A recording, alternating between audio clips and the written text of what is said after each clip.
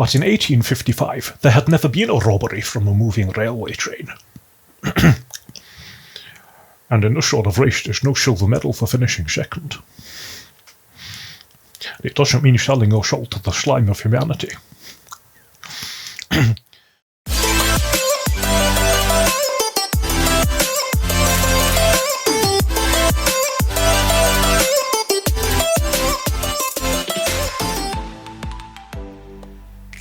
Hello, welcome back to my channel. In this episode I'll be discussing the first Great Train Robbery, known in the United States as the Great Train Robbery. This is based on a real-life train robbery that occurred in Victorian London in the year 1855.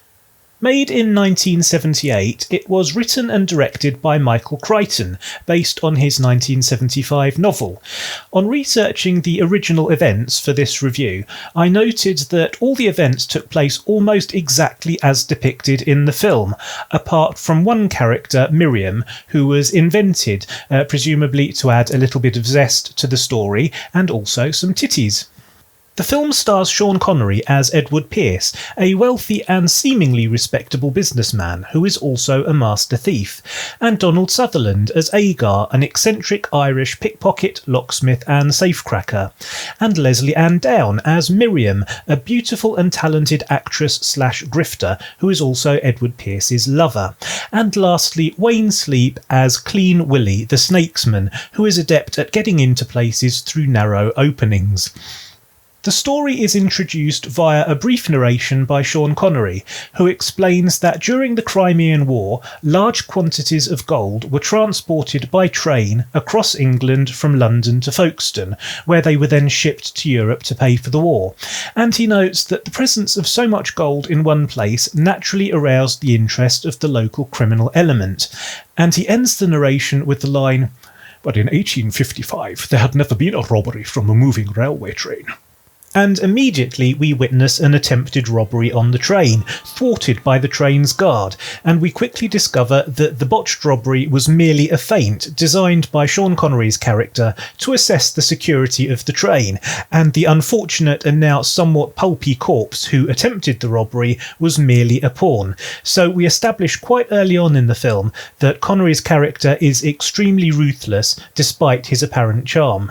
And of course, the botched robbery affords Connery the opportunity to sound out the bank and railway officials responsible for transporting the gold at their gentlemen's club in London, where he's able to gather vital information about the security measures in place, including where the keys to the two safes are located.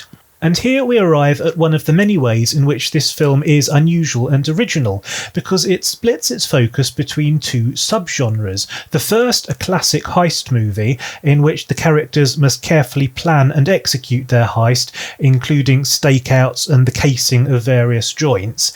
And the second being two long cons, in which Connery and his crew masquerade as various interesting characters in order to gain the trust of certain individuals and thus discover the location of their keys, and hopefully gain access to the keys long enough for Sutherland to make wax prints of them.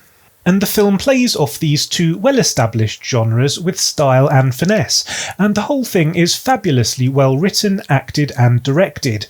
It moves along at a clipping pace, with never a wasted moment, and the setups for the various heists and cons are fun and engaging, and though often played for laughs, never stretch plausibility too thin.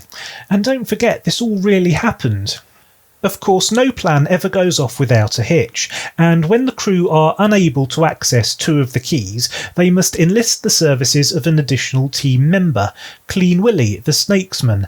Unfortunately, he's currently residing in Newgate Prison, so the film splits into another subgenre and briefly becomes an escape movie when Clean Willie must climb a 50-foot wall in a daring prison break.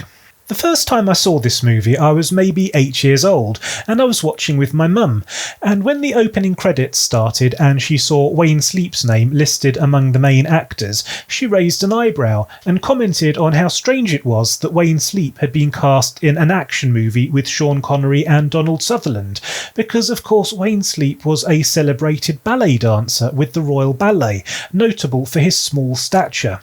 So of course when it got to the scene with Clean Willy making his daring escape from Newgate prison, it all made perfect sense, and she said, that's why they cast him.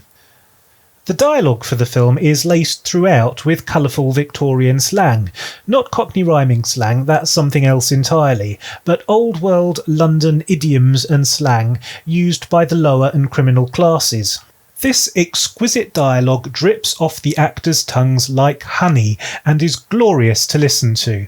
The script is wordy, there's no doubt about that, and American critics who were unable to understand 90% of the subtleties and nuance in the script, and whose ears couldn't detect the crucial differences in accent, tone and inflection that to British audiences imparted crucial information, pretty much unanimously agreed amongst themselves that the film had altogether too much talking and not enough action.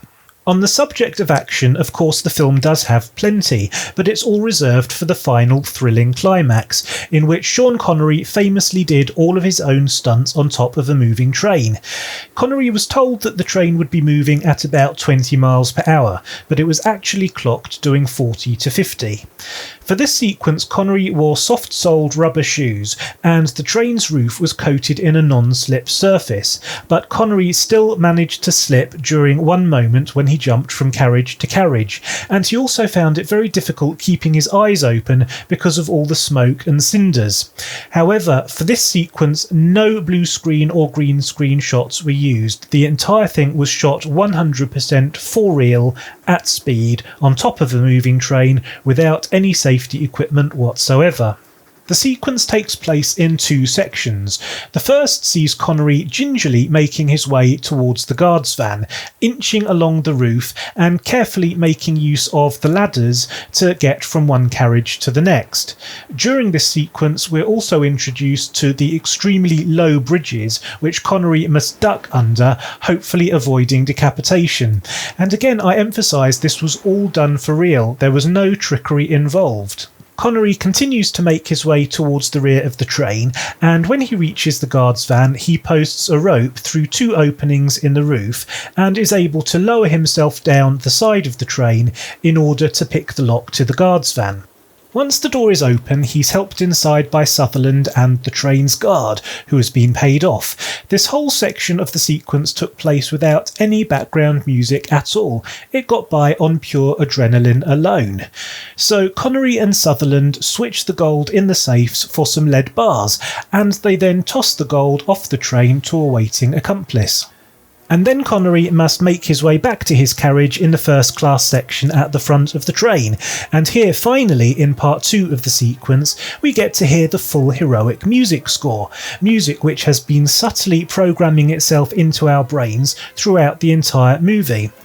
The music was composed by legendary Oscar winner Jerry Goldsmith and comprises one main theme which is made up of 3 separate and distinct sections, each containing repeating motifs, and we've heard these motifs repeating over and over again in a variety of musical styles played by different instruments in different time signatures. I spotted 4/4, 3/4, 8/4 and 6/8. There may have been others.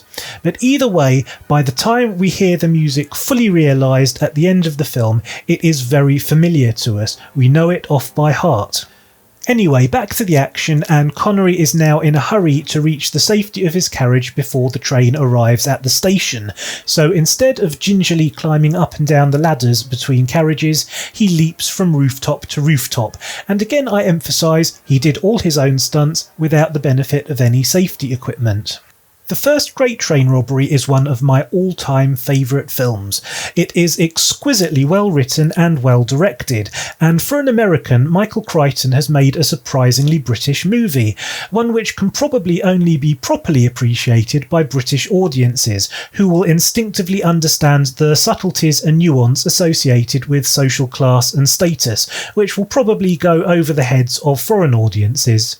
But even if viewed in its most simplistic form, it is still a ripping good yarn, populated with well-drawn characters, beautiful costumes, gorgeous cinematography by Geoffrey Unsworth, which is atmospheric, moody and gaslit, and of course a hummable and uplifting score. And to top it all off, it contains one of the most exciting and well-made action sequences ever committed to film, one that, in my opinion, is better even than the Mission Impossible franchise, for the simple reason that in this film there was a genuine risk of death. And on that note, I think I'll call it a day. Thank you very, very much for watching. I hope you enjoyed it. If you did, you know what to do. Please hit the subscribe button, hit the like button, and I will see you next time. See you later.